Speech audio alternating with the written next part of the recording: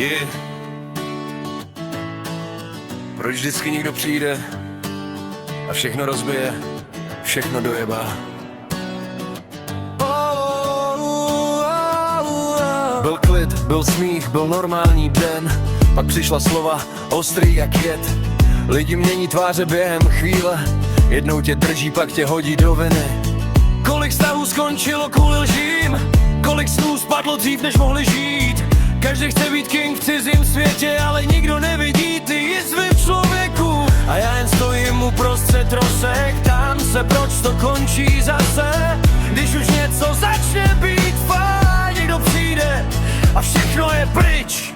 Proč vždycky musí někdo všechno dojebat? Když už světlo začne svítit, hned ho někdo chce vzít zpátky. Proč lidi ničí to, co mohlo dál žít? Místo, aby drželi spolu, radši chtějí válčit. Unavuje mě poslouchat ty hry, falešný úsměvy a prázdný sny.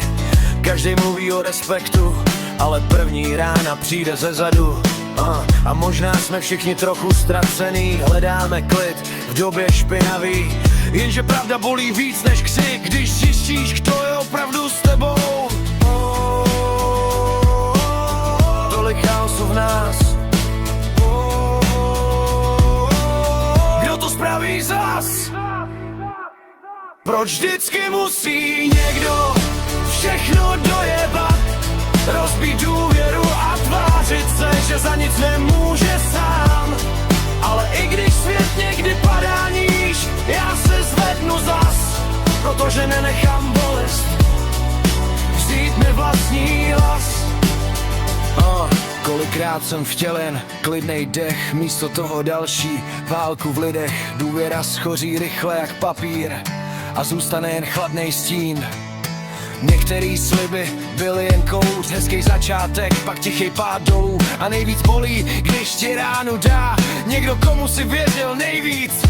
Už nechci slyšet prázdný fráze, že čas všechno spraví sám. Protože jizvy nezmizí jen tak, když v sobě nosíš celý ten tlak. Proč vždycky musí někdo všechno dojebat? Když se člověk znovu nadechne, hned ho chtějí stáhnout zpátky. Tolikrát jsem stavil mosty, oni je spálili zas. A pak se diví, že v očích mizí jas. Tahle doba mění lidi v stíny, každý hledá pravdu mezi vinou. Srdce tvrdnou, city mizí, důvěra se mění v prach. Ale já pořád vstávám dál, i když jsem tolikrát padal. Nenechám svět, aby mě změnil v dalšího z těch, co ničí všechno kolem.